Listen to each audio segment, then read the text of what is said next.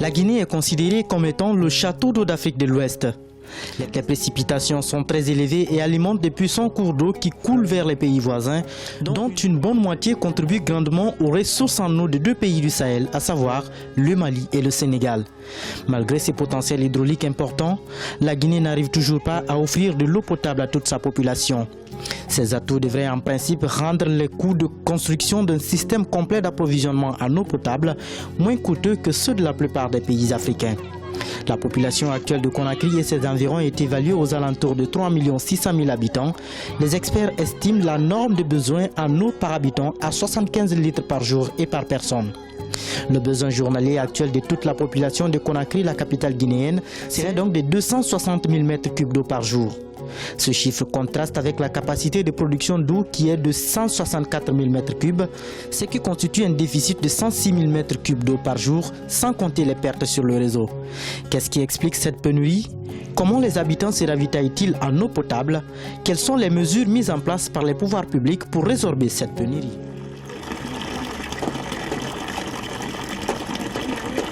En 2010, la population de la ville de Conakry était estimée à 3 603 914 habitants et ses besoins en production d'eau potable évalués dans l'ordre de 263 000 m3 d'eau par jour.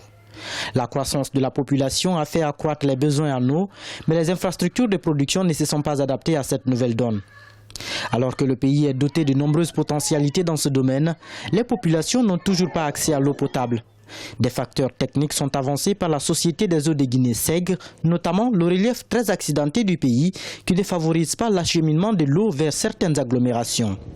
Savoir que Conakry est une presqu'île d'où le relief est assez important. Nous avons des côtes de 0 mètres, nous avons des côtes de 10 mètres, nous avons des côtes élevées jusqu'à 140 mètres d'altitude. Donc le relief n'est pas du tout homogène. Même si plusieurs villes du pays sont desservies par la Société des eaux de Guinée, des efforts restent encore à fournir dans de nombreux quartiers de la capitale. Outre Conakry, il faut signaler qu'il existe encore des villes de l'intérieur du pays qui n'ont jamais connu de système d'adduction d'eau potable depuis l'indépendance du pays en 1958. Il est très fréquent de voir les populations faire des kilomètres pour obtenir de l'eau potable au niveau des forages. Cette situation, selon des observateurs, prend beaucoup de temps dans le quotidien des Guinéens, notamment celui des femmes. Si cette situation n'est pas réglée, c'est l'élan de développement du pays qui sera paralysé. Parce que le temps que les femmes mettent pour chercher de l'eau, ça affecte la scolarisation de la jeune fille. Ça fait que les jeunes filles, au lieu d'aller à l'école, elles sont mises à contribution pour aller puiser de l'eau, parfois à des longues distances. Face à la demande pressante de la population et les capacités limitées de la SEG, celle-ci a adopté un nouveau plan de distribution qui consiste à approvisionner les quartiers de Conakry au système dit de tour-tour. Il s'agit en clair de les desservir chacun avec 1 ou 2 jours précis par semaine. Depuis 2010 également, les autorités en charge du secteur ont entrepris la construction de bornes fontaines afin de permettre à chacun de venir s'y approvisionner à un coût de 200 francs guinéens le bidon de 20 litres. Mieux encore, il n'est plus rare pour les populations de Conakry de se voir desservir par des camions-citernes jusque devant leur porte. On peut venir ici d'envoyer les bidons 7h jusqu'à 14h avant d'avoir l'eau. C'est un peu difficile d'avoir l'eau ici. Tu vois, les gens qui viennent jusqu'en haut de venir chercher l'eau jusqu'à ici. Si on dit c'est tour les jeudis, et le lundi et le mercredi, ça, quand on dit l'eau vient, ça vient normal, ça vient et puis avec fort. Avant on ne gagne pas l'eau. Mais maintenant, Dieu merci, l'eau, ça vient, le tour. Lundi, mercredi, vendredi. Si l'eau, ça ne vient pas, on envoie le citerne. On puise l'eau là-bas. Toutes ces stratégies ont certes pu résoudre de manière ponctuelle l'accès à l'eau potable pour les populations guinéennes, mais elles restent cependant insuffisantes pour desservir une population dont les besoins sont en plein accroissement. Conscientes de l'urgence, les autorités guinéennes ont entamé ces dernières années une remise à niveau des installations de production et de traitement d'eau. La Société des eaux de Guinée est en pleine transformation afin de s'adapter à cette demande sociale. La collaboration que nous venons d'engager avec la société K-Énergie qui s'est lancée dans une technologie de réalisation de certains forages à gros débit qui pourrait nous permettre d'alimenter tout de suite certains de nos réservoirs qui ne sont pas au point et juguler d'ici peut-être 15 mois la crise d'eau qui affecte la ville de Conakry.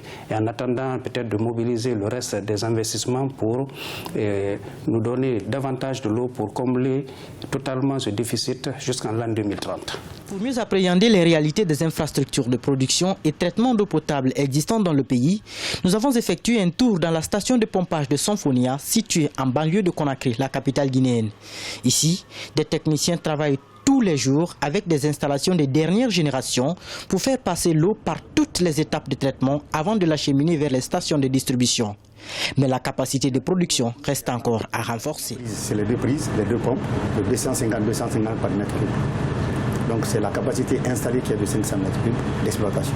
Pour le moment, nous sommes sur les essais. Le temps de fonctionnement à l'heure là se situe au maximum 8 heures.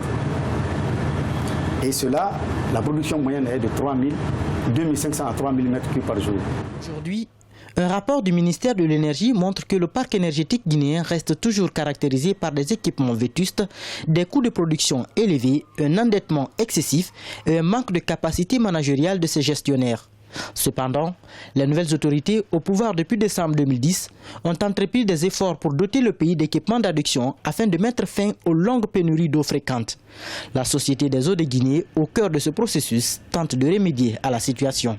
Aussi bien pour Conakry que pour les villes de l'intérieur, nous avons pensé utile élaborer ce plan d'action de renforcement de nos capacités de production d'eau et qui nous a permis de sécuriser déjà l'existant en attendant tous les investissements majeurs liés au développement du secteur. Quand on maîtrise le système d'eau, on peut maîtriser le développement. Et si la Guinée ne parvient pas à donner de l'eau potable pour sa population, je crois que le développement durable de la Guinée sera rejeté aux calendes grecques. Pour faire du rêve eau et électricité pour tous une réalité en Guinée, les différents régimes qui se sont succédés au pouvoir ont fait des promesses, mais le problème persiste. En mai 2009, la junte militaire avait lancé une campagne de construction de forages dans certaines zones défavorisées de Conakry. Mais le projet n'a pas eu les résultats escomptés à cause du manque de financement extérieur. La nécessité du renforcement de la capacité de production, de transport, de stockage et de distribution, ainsi qu'un important programme de branchement particulier de type social pour assurer un service continu d'alimentation en eau potable se fait sentir. Selon des experts, en l'an 2026, la population de Conakry atteindra 5 783 224 habitants, calculé sur la base d'un taux d'accroissement annuel moyen de 3%. À cet horizon, les besoins de production d'eau potable seront de 524 000 m3 d'eau par jour, de quoi se doter dès maintenant d'infrastructures adéquates.